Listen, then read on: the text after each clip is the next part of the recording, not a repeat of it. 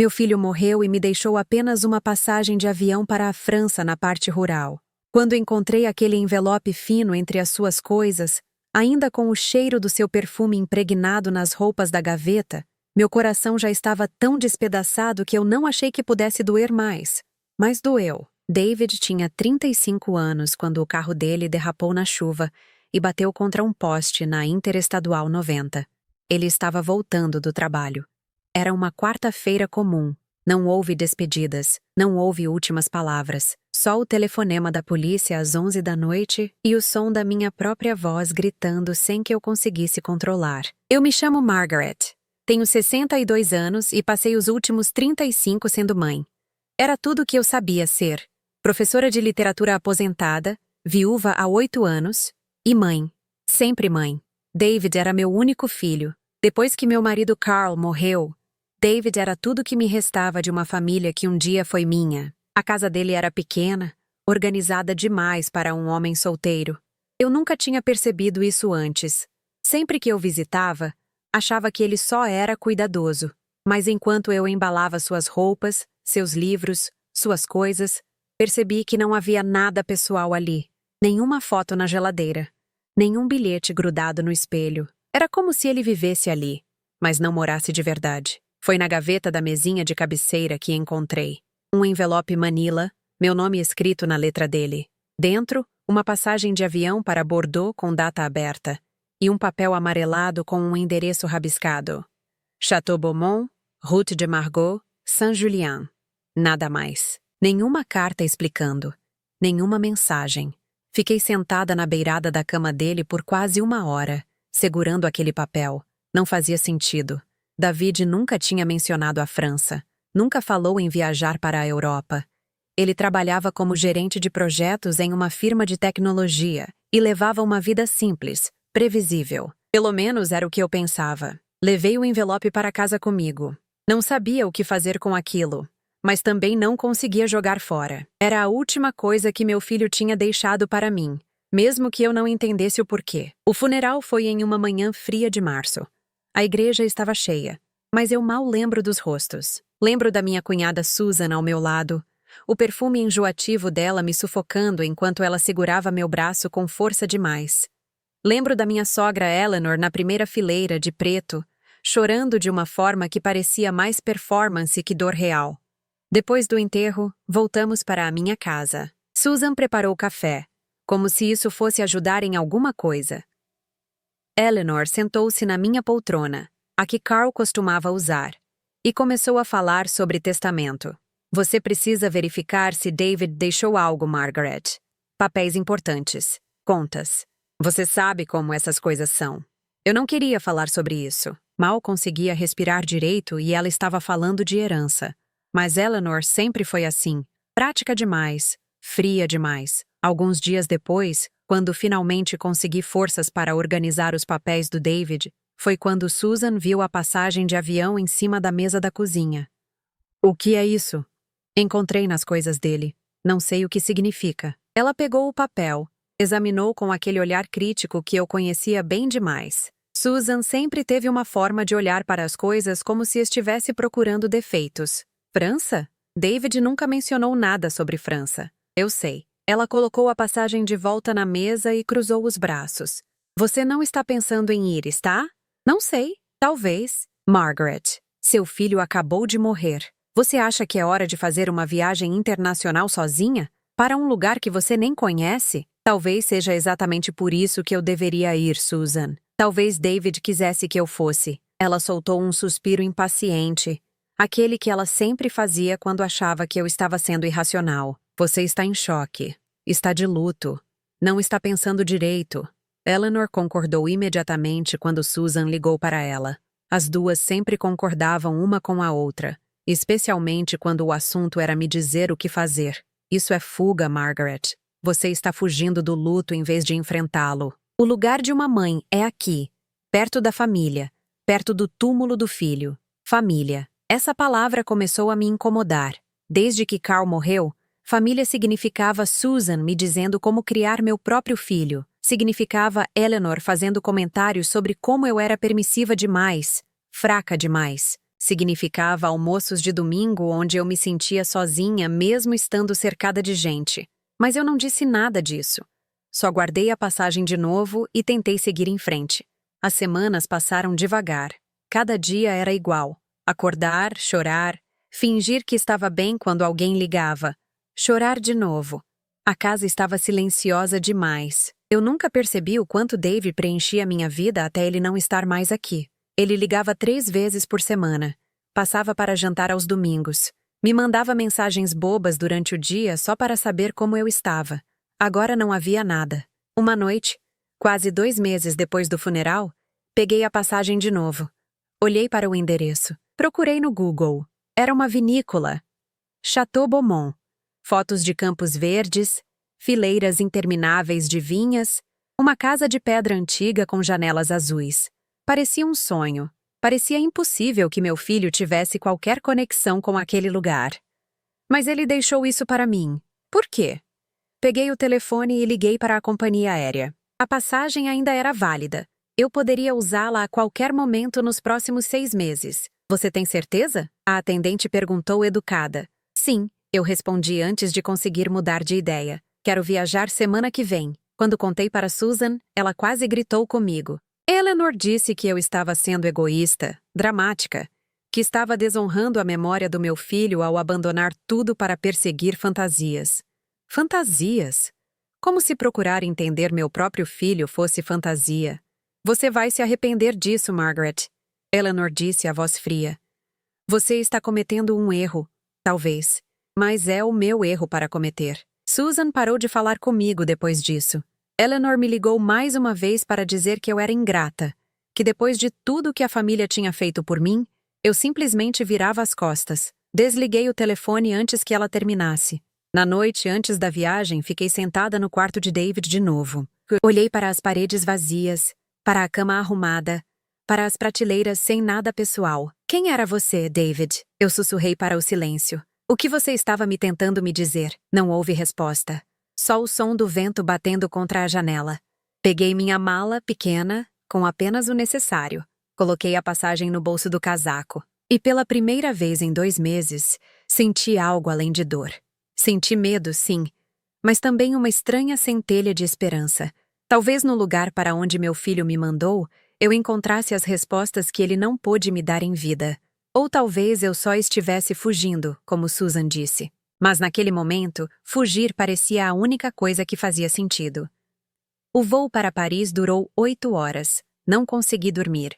Fiquei olhando pela janela, vendo o oceano lá embaixo transformar-se em nuvens, e as nuvens transformarem-se em céu escuro. Tinha uma mulher ao meu lado que tentou puxar conversa, mas desisti de responder depois de algumas frases educadas. Não tinha energia para fingir normalidade. Em Paris, peguei um trem para Bordeaux. A estação era enorme, cheia de gente correndo de um lado para o outro, falando francês rápido demais para eu acompanhar. Meu francês era praticamente inexistente, limitado a bonjour e merci. Me senti completamente perdida. Mas segui as placas, encontrei o trem certo, e 3 horas depois, estava olhando pela janela para campos verdes que pareciam não ter fim. A paisagem era linda de uma forma que doía. Vinhedos em fileiras perfeitas, casas de pedra com telhados de terracota, céu azul sem uma nuvem. David tinha visto isso. Tinha estado aqui. De alguma forma, essa ideia me confortava e me quebrava ao mesmo tempo. Aluguei um carro em Bordeaux. O homem no balcão falava inglês com sotaque pesado, mas conseguimos nos entender. Ele me deu um mapa e instruções que eu mal compreendi. Dirigi devagar, tentando não entrar em pânico cada vez que via uma placa que não conseguia ler. Levei quase 1 hora para encontrar Saint-Julien. Era uma vila minúscula, do tipo que parece parada no tempo. Ruas estreitas de paralelepípedos, algumas lojas com toldos coloridos, uma igreja pequena no centro da praça. Parei o carro e olhei para o endereço de novo. Route de Margaux. Um senhor que passava apontou para uma estrada que saía da vila, subindo uma colina suave. Dirigi mais devagar ainda, meu coração batendo mais rápido a cada metro. E então vi Chateau Beaumont. Um portão de ferro preto, meio aberto, com o nome gravado em letras elegantes. Entrei. A casa era exatamente como nas fotos da internet, mas de alguma forma mais real. Pedra cinza desgastada pelo tempo, janelas altas com molduras azuis descascadas, um jardim na frente que precisava de cuidados. E atrás da casa, se estendendo até onde minha vista alcançava, vinhedos, fileiras e mais fileiras de vinhas, verdes e exuberantes sob o sol da tarde. Estacionei perto da entrada e fiquei sentada no carro por alguns minutos, tentando juntar coragem. O que eu estava fazendo aqui? O que eu esperava encontrar? Antes que pudesse decidir, a porta da frente se abriu. Uma mulher saiu, limpando as mãos em um avental. Ela era mais ou menos da minha idade, talvez um pouco mais nova, cabelos escuros presos em um coque bagunçado, rosto marcado pelo sol. Ela me viu e parou. Por um longo momento, só ficamos nos olhando.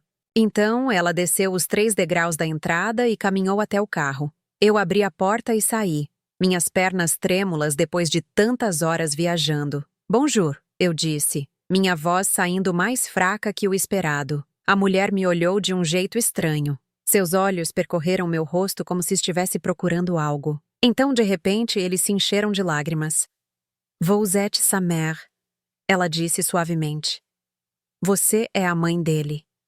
Meu coração parou. Como? Como você sabe?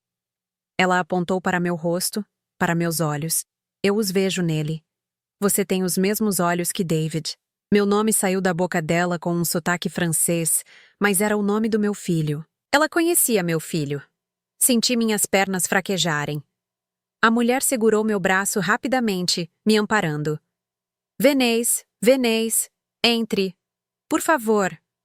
Ela me guiou para dentro da casa. O interior era rústico, acolhedor. Móveis de madeira escura, piso de pedra, uma lareira grande na sala de estar. Cheirava a pão fresco e lavanda. Assentez-vous, ela disse, me indicando um sofá. Desculpe, meu inglês não é. Ela procurou as palavras.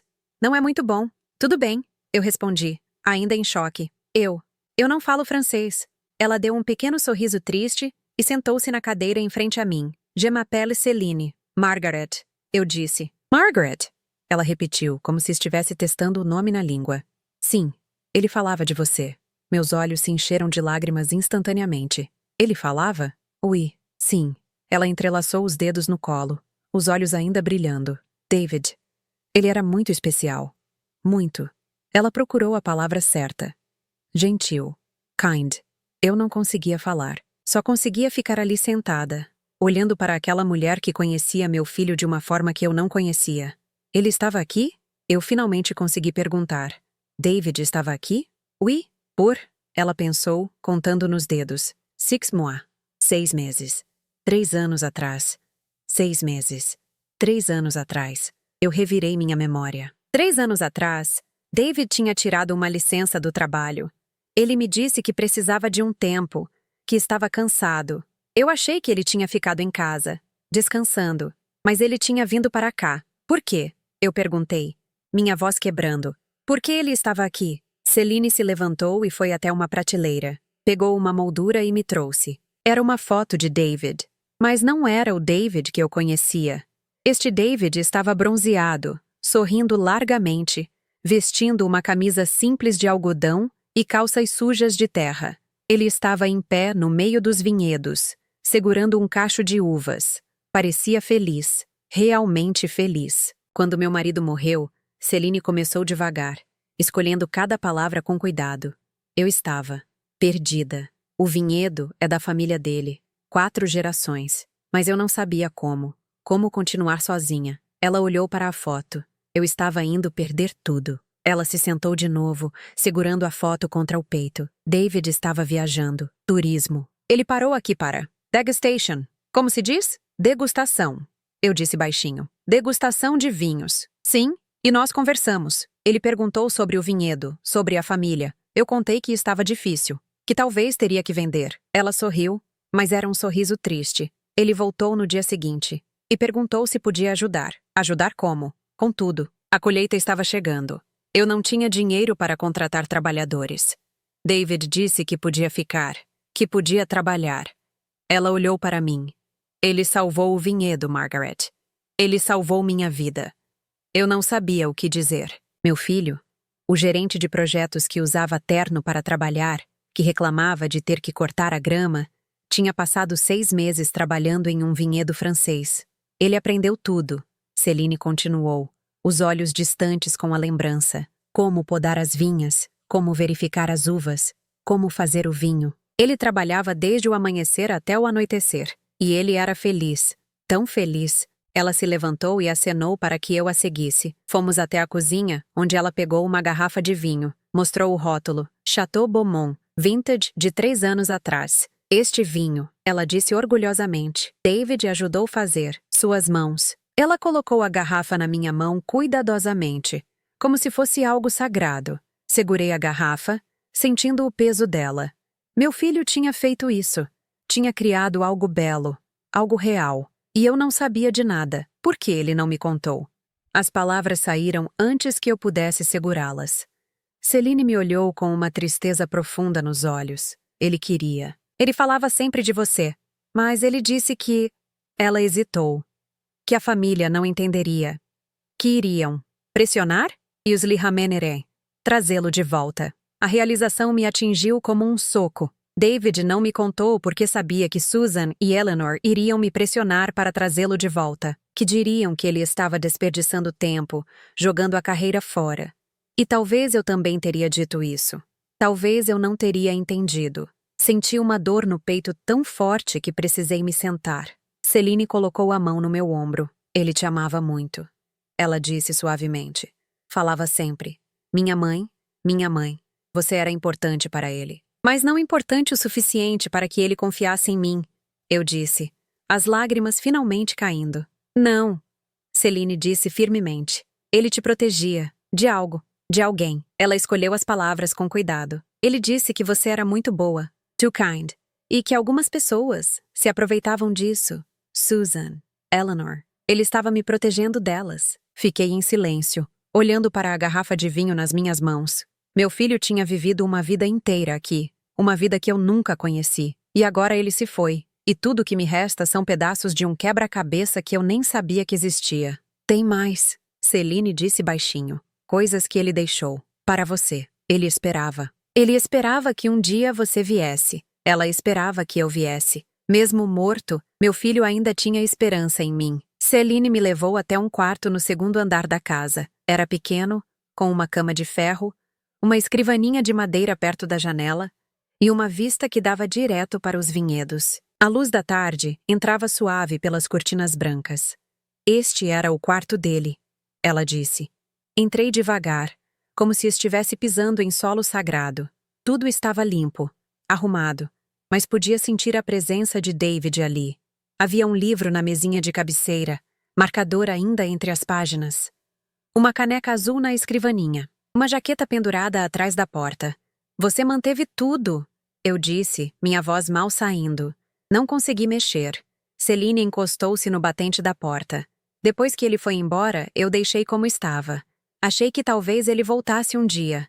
Ela limpou uma lágrima rapidamente. Desculpe. Não, eu disse, me virando para ela. Não peça desculpas. Obrigada por manter isso. Por manter ele. Ela assentiu e apontou para a escrivaninha. Está tudo ali.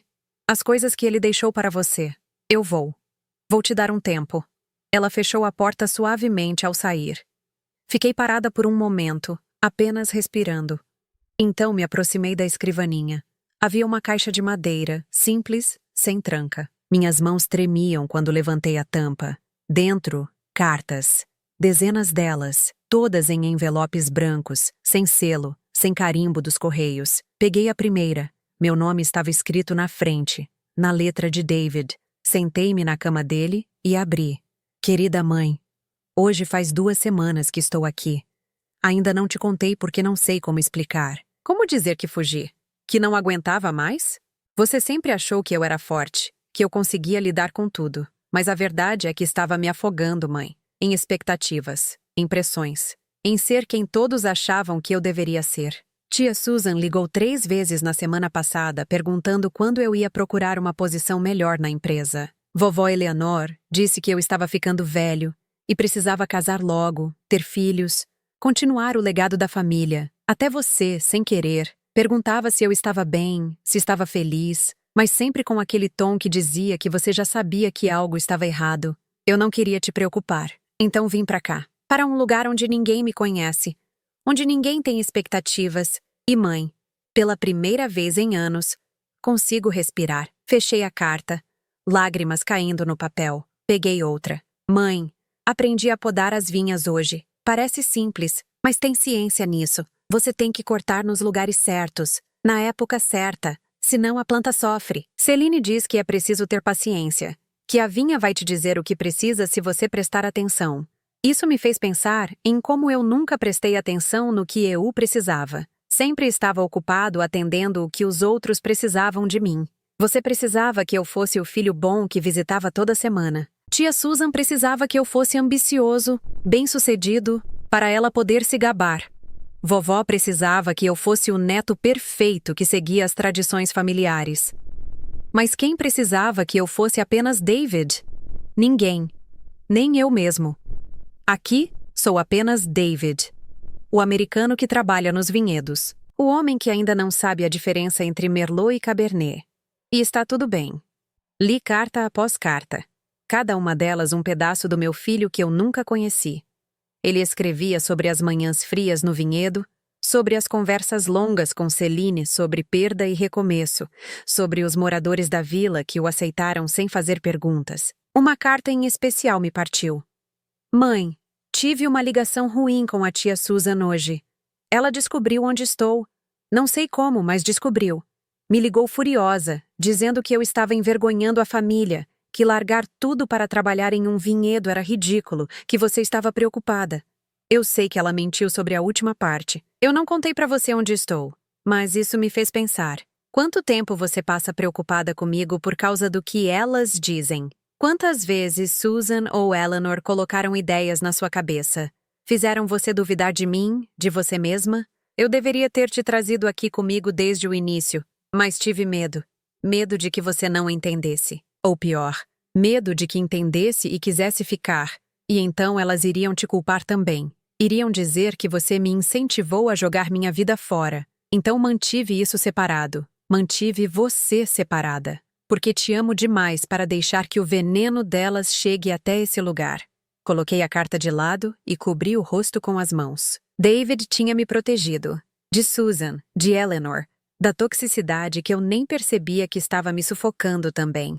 Ele viu o que eu me recusava a ver, que minha própria família estava me usando, me manipulando, assim como faziam com ele. Levantei e fui até a janela. Lá embaixo, podia ver Celine trabalhando entre as vinhas, movendo-se com a familiaridade de quem fez aquilo a vida inteira. Um homem mais velho estava com ela, e eles conversavam enquanto verificavam os galhos. Desci as escadas e saí. O ar estava morno.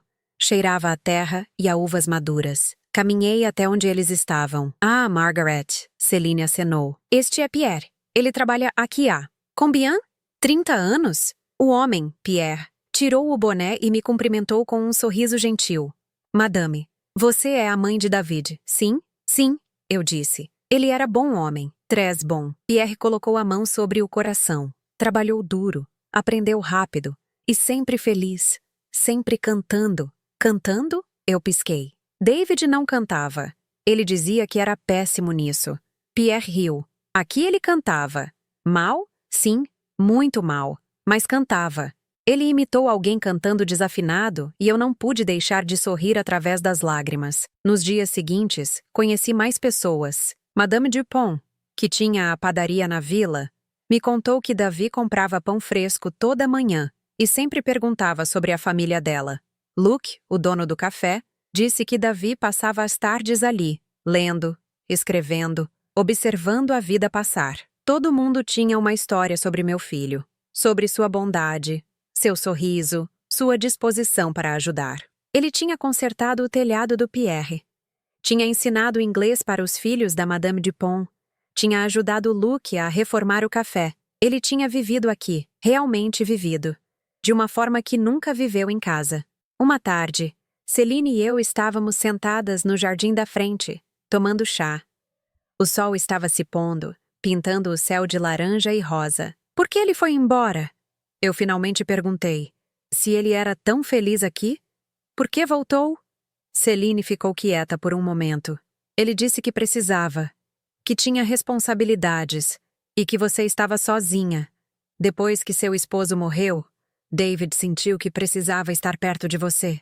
Então ele voltou por mim. Ela assentiu. Mas ele disse que um dia voltaria, que um dia traria você, que vocês dois poderiam recomeçar aqui, longe de tudo, longe de pessoas que faziam vocês se sentirem pequenos. Senti meu coração apertar. Ele tinha planos, planos para nós dois, e nunca teve a chance de realizar. Tem mais uma coisa, Celine disse hesitante. Ela entrou na casa e voltou com um envelope maior. Um envelope oficial, com selos e carimbos legais. Abri com mãos trêmulas. Eram documentos de propriedade. Chateau Beaumont. E no meio dos papéis, havia uma cláusula que fazia minha respiração parar. David tinha comprado uma parte do vinhedo. Não era grande, mas era suficiente. E nos papéis, estava especificado que caso algo acontecesse com ele, aquela parte seria transferida para mim. Ele te deixou isso, Celine disse suavemente. Uma parte daqui, para que você sempre tivesse um lugar que era seu. Olhei para os papéis, para as vinhas ao fundo, para a casa de pedra. Meu filho não tinha me deixado apenas cartas, ele tinha me deixado um lar, um refúgio, uma chance de recomeçar, assim como ele tinha feito. Naquela noite, sozinha no quarto dele, abri a última carta. A letra estava um pouco trêmula, como se tivesse sido escrita às pressas. Mãe, se você está lendo isso, significa que algo aconteceu comigo. Significa que finalmente você encontrou o que eu deixei para você. Eu sei que vai parecer estranho. Eu sei que vai ter perguntas. Mas espero que, quando você ver este lugar, quando conhecer essas pessoas, você entenda. Eu era feliz aqui, mãe. Mais feliz do que jamais fui em casa.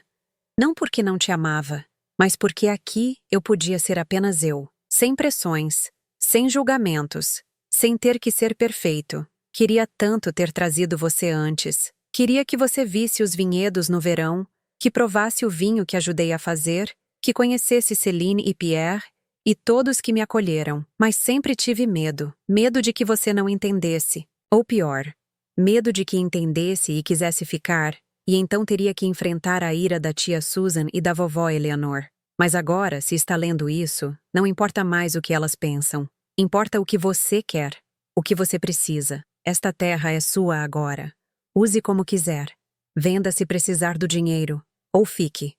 Por favor, mãe, se puder, fique. Nem que seja por alguns dias.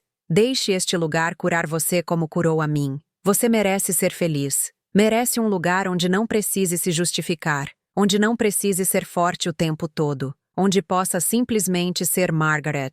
Te amo para sempre, David. Dobrei a carta cuidadosamente e a segurei contra o peito. Lá fora, podia ouvir o vento suave passando pelas vinhas. Um som tranquilo, pacífico. Pela primeira vez desde que David morreu, não chorei de tristeza. Chorei de gratidão. Meu filho, mesmo na morte, ainda estava cuidando de mim, ainda me mostrando o caminho. E eu finalmente estava pronta para seguir. Passei 3 dias imersa nas cartas de David, lendo e relendo cada palavra, cada frase. Cada uma revelava um pedaço dele que eu nunca tinha visto. Mas havia uma carta que me incomodava mais que as outras. Uma que ele mencionou, mas que não estava na caixa.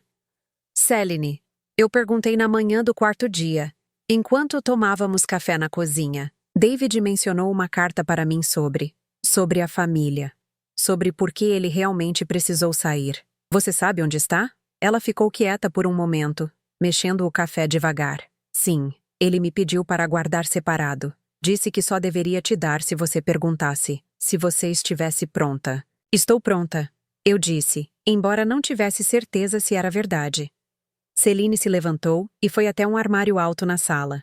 Puxou uma cadeira, subiu e tirou uma caixa de metal de cima. Desceu e colocou a caixa na mesa entre nós. Ele fez eu prometer, ela disse, olhando para mim com seriedade.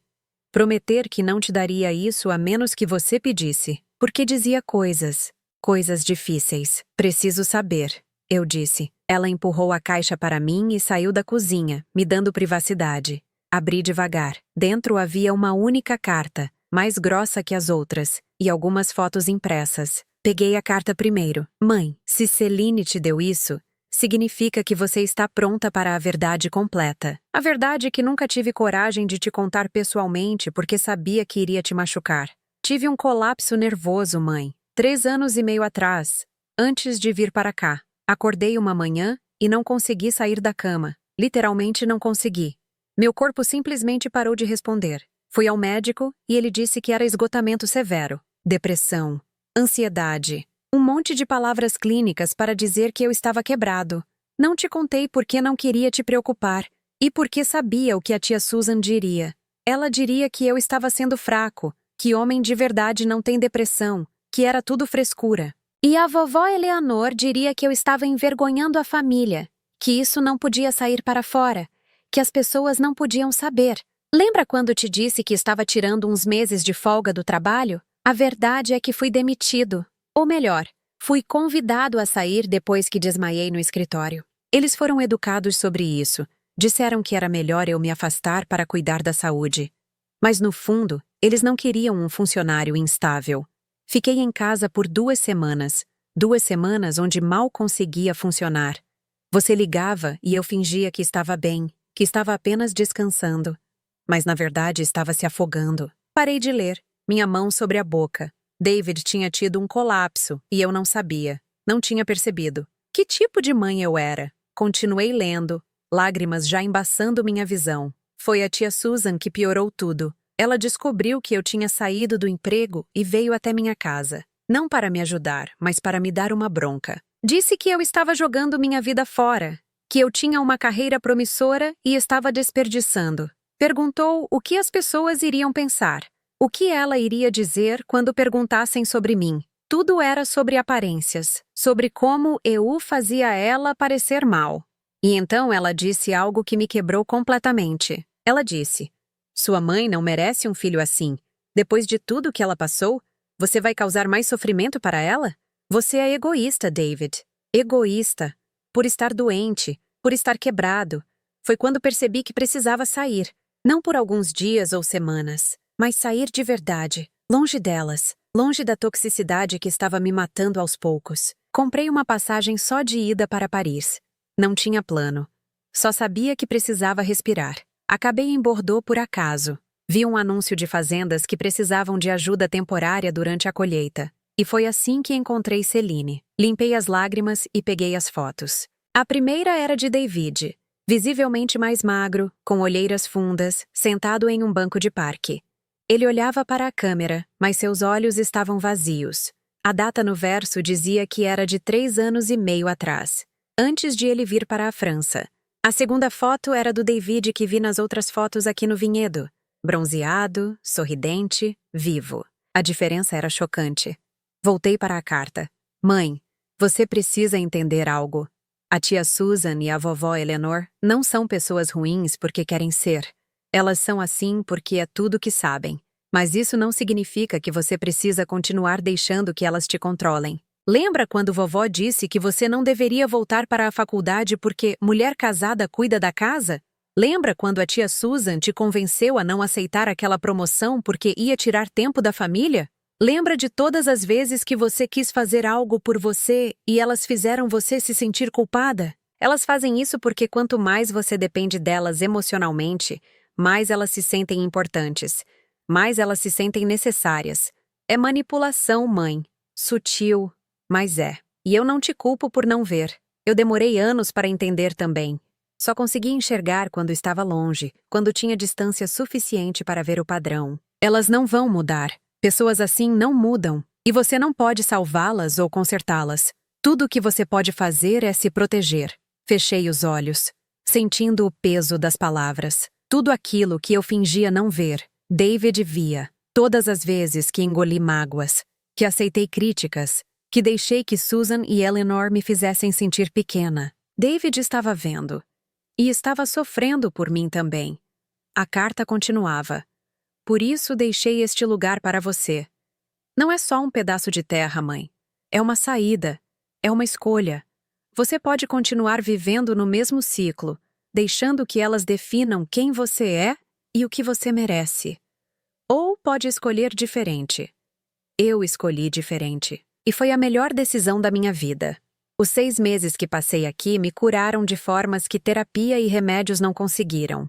Acordar com o sol, trabalhar com as mãos, conversar com pessoas que não me conheciam, que não tinham expectativas. Celine me ensinou que às vezes recomeçar não é desistir, é se salvar. Planejava te trazer aqui quando voltasse. Planejava sentar com você e explicar tudo, mostrar este lugar, convencer você a considerar uma mudança. Mas sempre aparecia uma desculpa. Mais um jantar de domingo na casa da vovó. Mais um comentário da tia Susan sobre eu estar estranho. Mais uma obrigação. Se você está lendo isso agora, eu não tive essa chance. Mas você ainda tem. Você tem a chance de escolher você mesma, mãe. De escolher paz em vez de obrigação.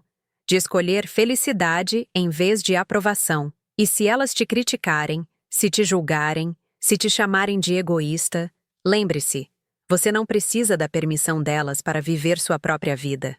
Eu te amo, e onde quer que eu esteja, estarei torcendo para que você encontre a coragem que eu encontrei aqui. Seu filho, David P.S. Se você decidir ficar, cuide do vinhedo para mim. Pierre pode te ensinar. E Celine, ela pode se tornar a irmã que você nunca teve. A família que escolhemos às vezes é melhor que a família que nascemos. Segurei a carta contra o peito e deixei as lágrimas caírem livremente. Meu filho tinha visto tudo, tinha entendido tudo, e mesmo na morte, estava tentando me libertar. Ouvi passos suaves e Celine voltou para a cozinha. Ela não disse nada, só colocou a mão no meu ombro.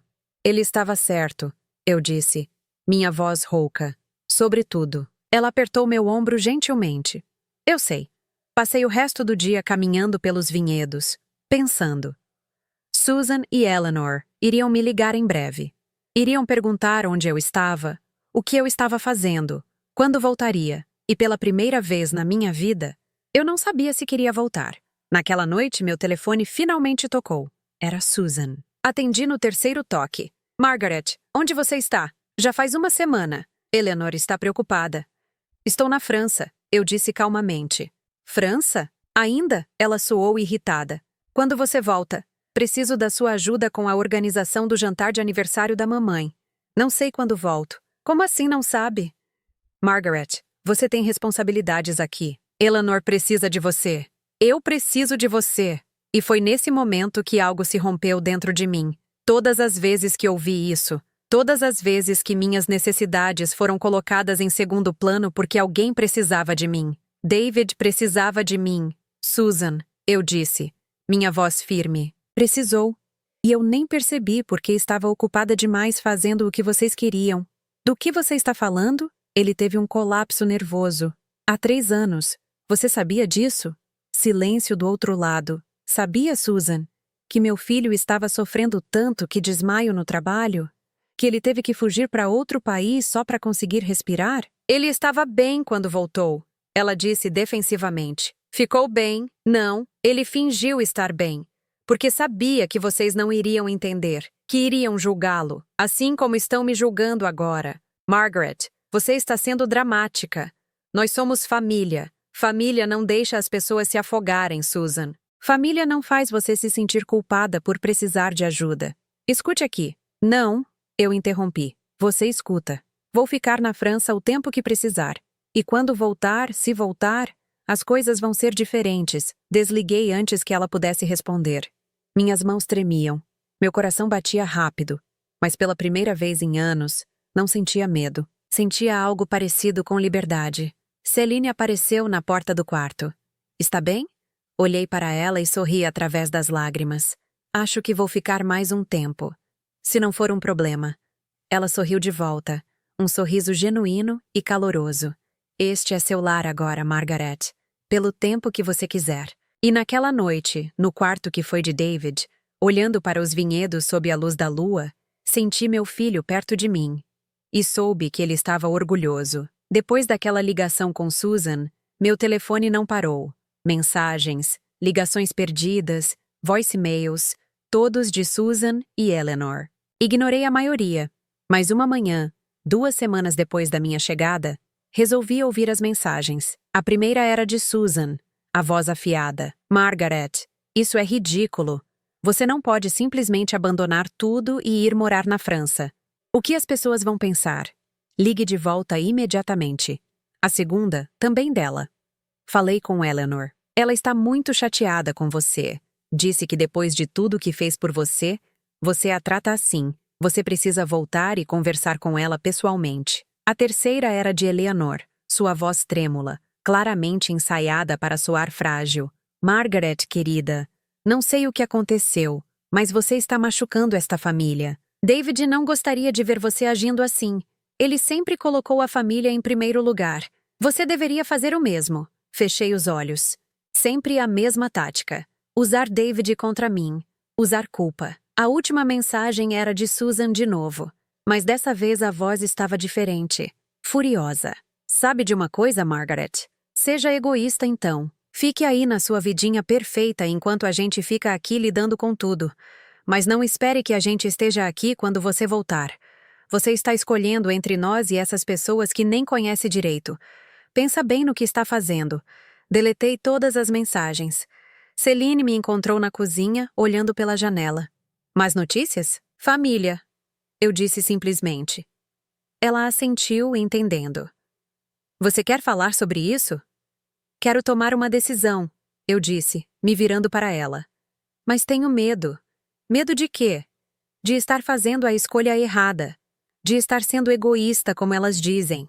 De abandonar as pessoas que me criaram. Celine puxou uma cadeira e sentou-se. Margaret, posso te contar algo? Sobre quando meu marido morreu? Acenei que sim. Ela respirou fundo. Depois que ele se foi, a família dele queria que eu vendesse o vinhedo.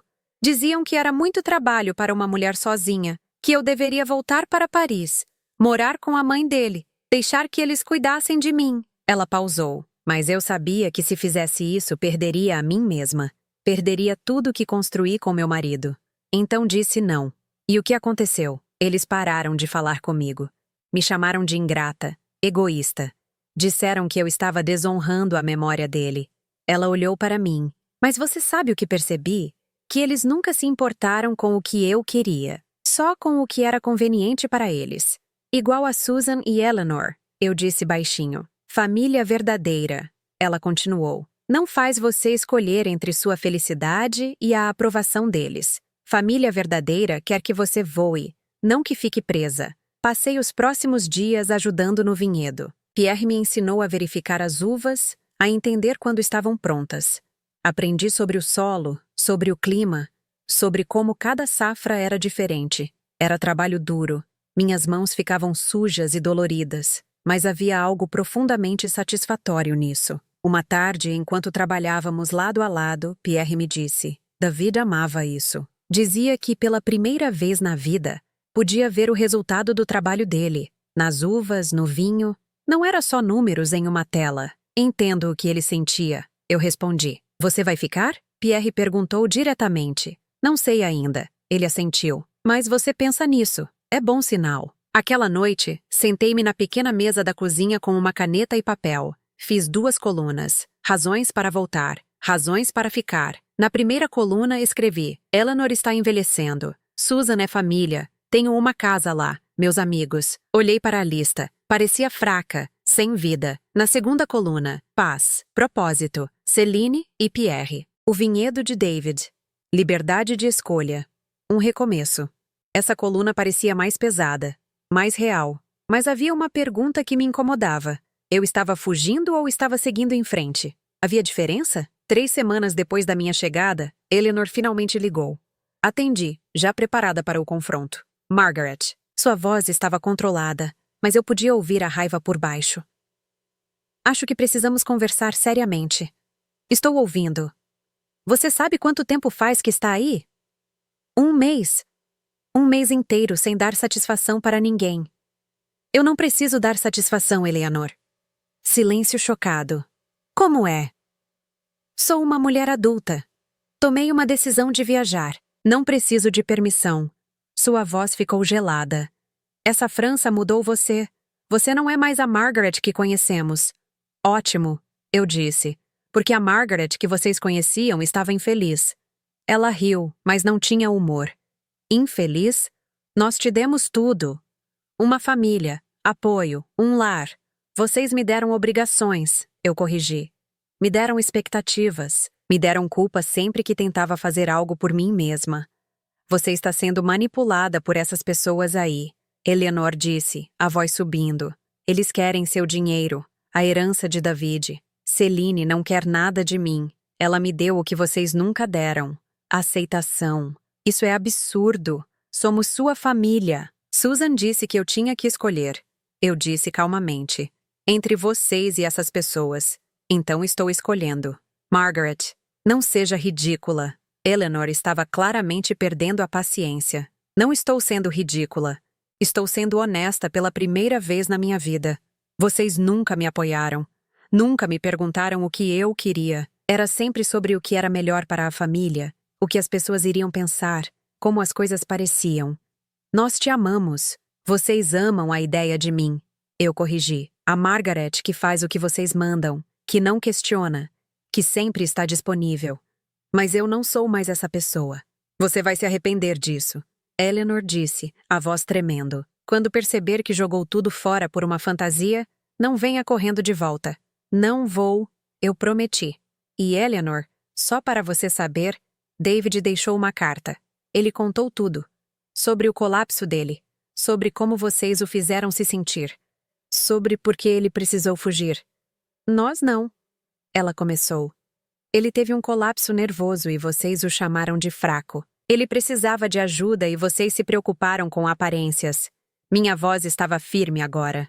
Ele morreu ainda carregando isso. E eu não vou passar o resto da minha vida carregando o peso de vocês também. Margaret, você não entende. Entendo perfeitamente.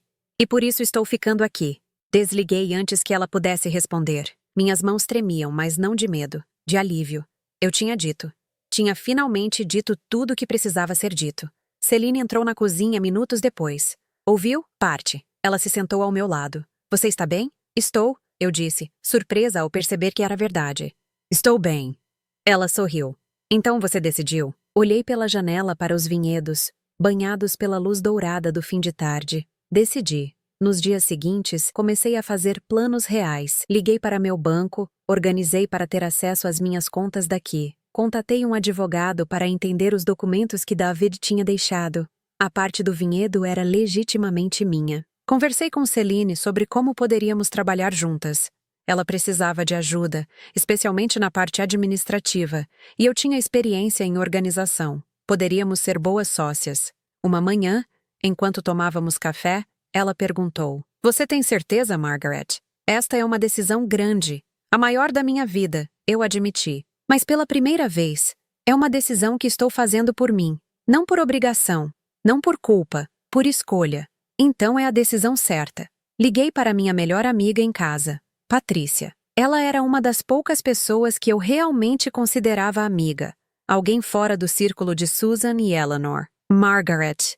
Meu Deus, onde você está? Susan me ligou dizendo que você surtou e foi para a França. Eu ri. Não surtei. Só finalmente acordei. Contei tudo para ela. Sobre David, sobre as cartas, sobre o vinhedo, sobre minha decisão de ficar. Ela ficou quieta por um momento. Então disse: Sabe de uma coisa? Estou orgulhosa de você. Está? Sim. Você sempre deixou que Susan e Eleanor te controlassem. É sobre tempo de você viver para você mesma. Obrigada, eu disse, lágrimas nos olhos. E Margaret, quando você estiver pronta, vou te visitar. Quero conhecer esse lugar que salvou você e David. Depois de desligar, senti algo que não sentia há anos. Esperança. Esperança real de que a vida ainda tinha coisas boas guardadas para mim. Naquela noite, escrevi uma carta. Não para enviar, mas para mim mesma. Um registro deste momento, desta decisão. David, estou ficando. Vou morar no seu vinhedo, cuidar da sua terra, continuar o que você começou. Não porque me sinto obrigada, mas porque quero. Você estava certo sobre tudo. Sobre Susan. Sobre Eleanor. Sobre como eu estava vivendo para agradar todo mundo menos a mim mesma. Levou sua morte para eu acordar. E isso me mata. Queria que você estivesse aqui para ver isso. Para ver sua mãe finalmente encontrando coragem. Mas sei que, onde quer que você esteja, Está orgulhoso. E isso me basta. Te amo para sempre, mãe. Guardei a carta junto com as de David. Um dia, talvez, teria coragem de visitar o túmulo dele e ler em voz alta. Mas por agora, tinha um vinhedo para cuidar, uma vida nova para construir. E pela primeira vez em 62 anos, estava fazendo isso nos meus próprios termos. 6 meses depois, eu estava de pé no meio dos vinhedos, mãos na cintura, observando Pierre e 2 trabalhadores sazonais terminarem a poda. O sol da manhã estava morno nas minhas costas, e o ar cheirava a terra úmida e promessa de nova safra. Margaret, Céline acenou da varanda. Telefone! Limpei as mãos no avental e caminhei até a casa. Minha casa agora. Oficialmente. Os papéis tinham sido finalizados há 2 semanas. Eu era proprietária legal de 1/3 do Chateau Beaumont. E mais importante, era sócia de Céline em todos os sentidos. Peguei o telefone. Era Patrícia, minha amiga. Então, como está a vida de vinicultora francesa? Sorri. Cansativa. Maravilhosa. Assustadora. Tudo ao mesmo tempo. Ela riu. Reservei minha passagem. Chego no próximo mês. Não acredito. Mal posso esperar para te mostrar tudo. E Margaret? Ela hesitou. Você ouviu sobre Susan? Meu estômago apertou. Ouvi o quê? Ela está espalhando que você abandonou a família? Que teve uma crise de meia-idade e fugiu para a Europa? Eleanor está dizendo para todo mundo que você está sendo manipulada por uma francesa que quer seu dinheiro. Respirei fundo. E você sabe a verdade, certo? Claro que sei. E qualquer pessoa com meio cérebro também sabe. As que importam, pelo menos. Obrigada, Pat. Depois de desligar, fiquei olhando pela janela. Parte de mim sabia que isso aconteceria. Susan e Eleanor precisavam de um vilão, de uma narrativa onde elas eram as vítimas. Eu já tinha aceitado isso. O que elas pensam não me afeta mais. Eu disse em voz alta, testando as palavras. E percebi que era verdade.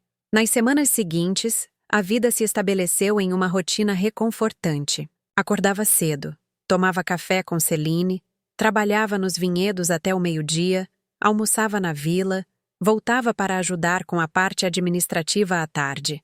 Era simples, era real. Aprendi a diferenciar Merlot de Cabernet Sauvignon só pelo formato das folhas. Aprendi quando regar, quando deixar a natureza fazer seu trabalho. Aprendi a linguagem silenciosa das vinhas, assim como David tinha aprendido. À noite, sentava-me na varanda com um copo do vinho que David tinha ajudado a fazer. Aquele vintage estava quase acabando, mas Céline tinha guardado algumas garrafas especiais. Para ocasiões importantes, ela disse. Uma tarde, enquanto organizava documentos no escritório, meu telefone tocou.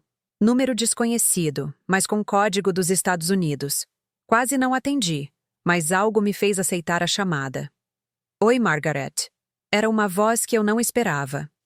Vivian, a secretária da igreja que frequentávamos. Vivian. Minha voz saiu cautelosa.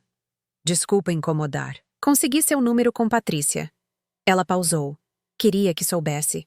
Eleanor teve um derrame na semana passada. Meu coração parou por um segundo. Ela está bem?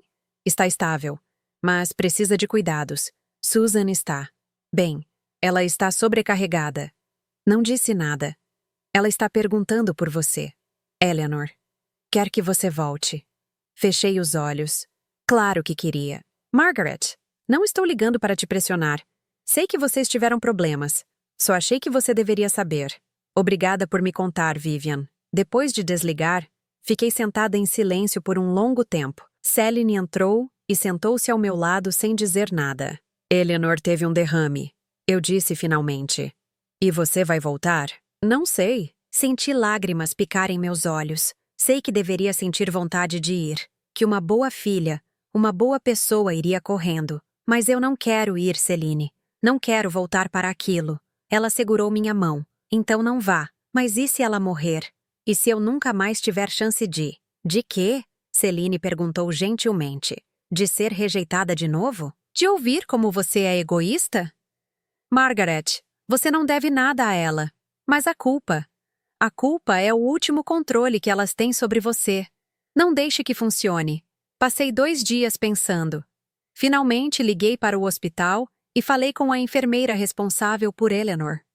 Ela me confirmou que minha sogra estava estável, sem risco imediato. Fiz um acordo comigo mesma. Eu ligaria uma vez por semana para saber do estado dela, mas não voltaria. Susan ligou 3 dias depois. Então você realmente não vai vir? Ela parecia incrédula. Sua sogra está doente e você não vai nem visitá-la? Susan, eu sei o que ela diria se eu fosse. Sei exatamente como aquela conversa iria. Ela me culparia por estar aqui. Me faria sentir terrível por escolher minha felicidade. E no fim, nada mudaria. Exceto que eu estaria miserável de novo. Você mudou, Margaret. E não para melhor. Mudei. Concordei. Mas diferente do que você pensa, foi para melhor. Para o meu melhor. Você sabe que as pessoas estão falando, não sabe? Que você abandonou a família. Deixe falarem. Eu não vivo mais para a opinião dos outros. Ela riu, amarga. David estaria envergonhado de você. E foi essa frase que selou tudo. Não, Susan. David estaria orgulhoso. Ele deixou este lugar para mim exatamente para isso. Para que eu pudesse ser livre. Algo que você nunca entendeu. Desliguei. E bloqueei o número. Naquela noite, abri uma das últimas garrafas do vinho de David. Céline, Pierre e alguns amigos da vila vieram jantar. Rimos, contamos histórias, brindamos a nova safra que estava por vir. Para David, eu disse, levantando minha taça, que me mostrou que nunca é tarde para recomeçar. Para David, todos repetiram. Quando fiquei sozinha mais tarde, fui até o quarto que tinha sido dele. Ainda mantinha algumas coisas pessoais dele ali. A jaqueta atrás da porta, o livro na mesinha. Como lembretes gentis de que ele tinha existido, tinha vivido, tinha sido feliz aqui. Sentei-me na cama e olhei para a última carta que ele escreveu, aquela que pedia para eu ficar. Tracei os dedos sobre sua caligrafia. Consegui, David, eu sussurrei. Finalmente consegui. Os meses se transformaram em 1 ano. Patrícia veio visitar e ficou por 2 semanas, apaixonando-se pelo lugar tanto quanto eu.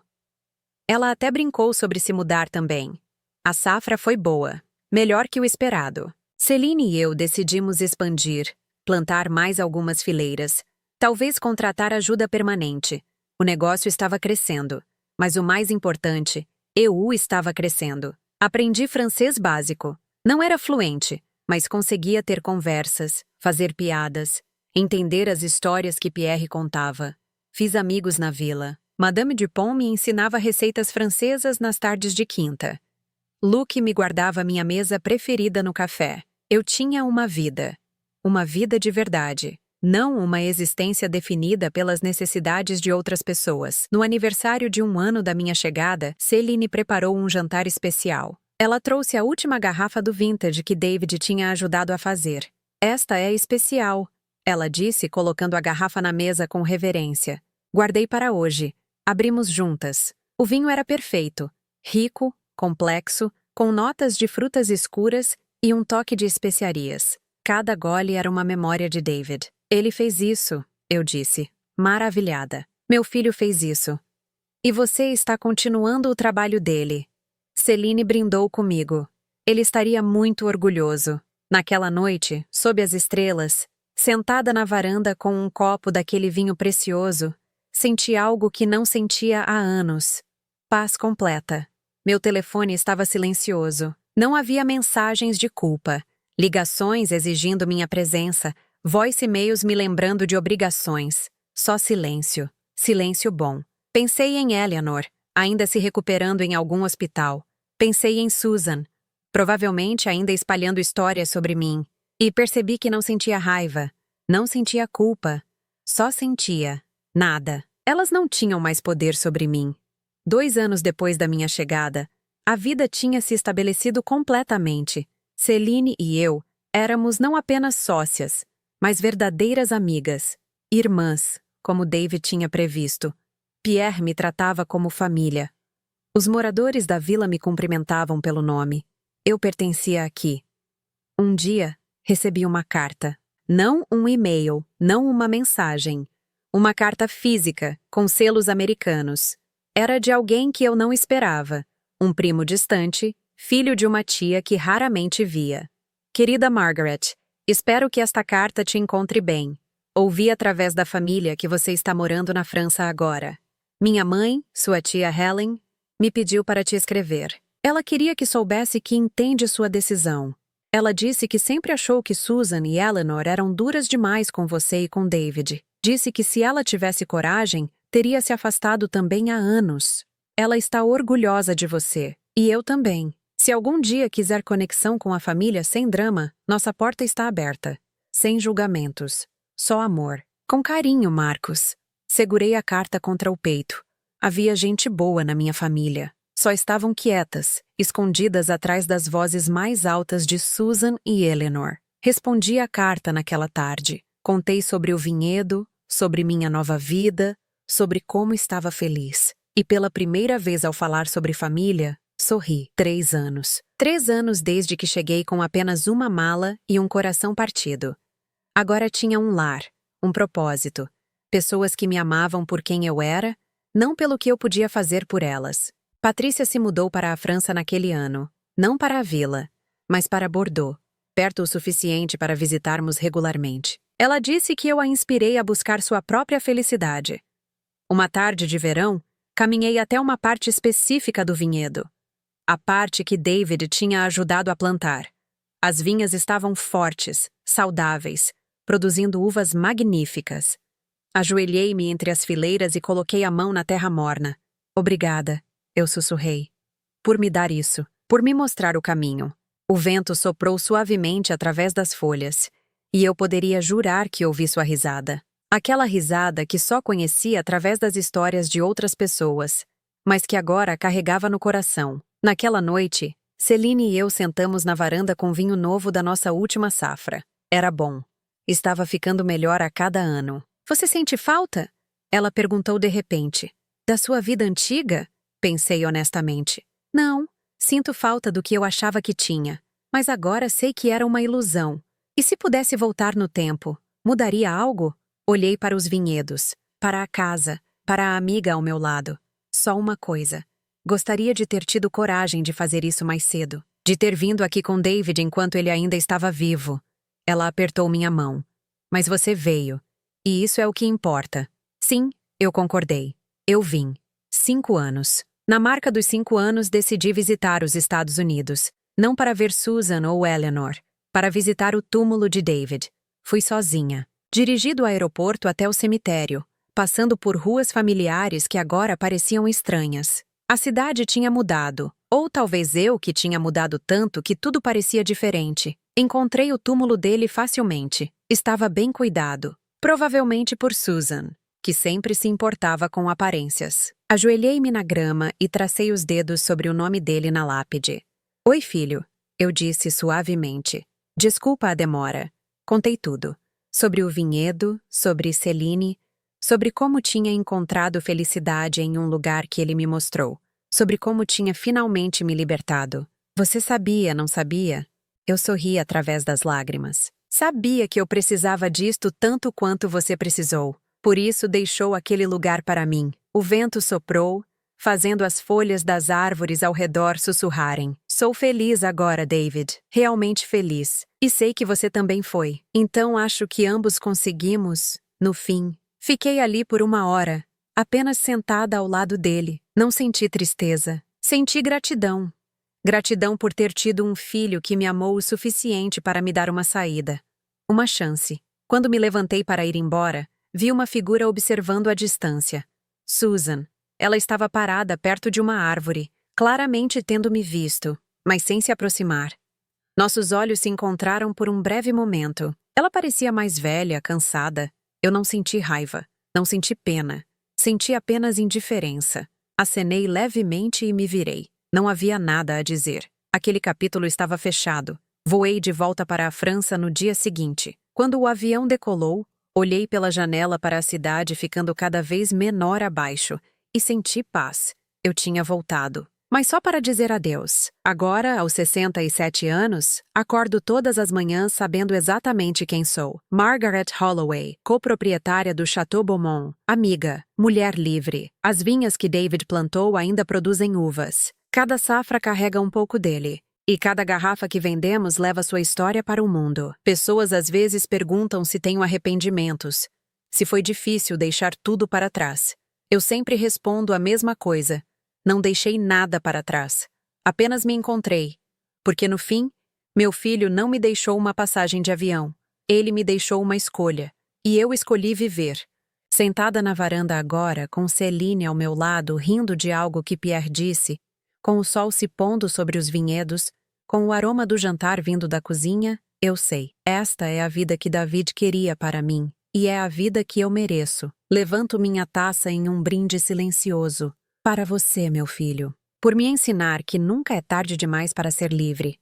E em algum lugar, eu sei, ele está sorrindo. Fim.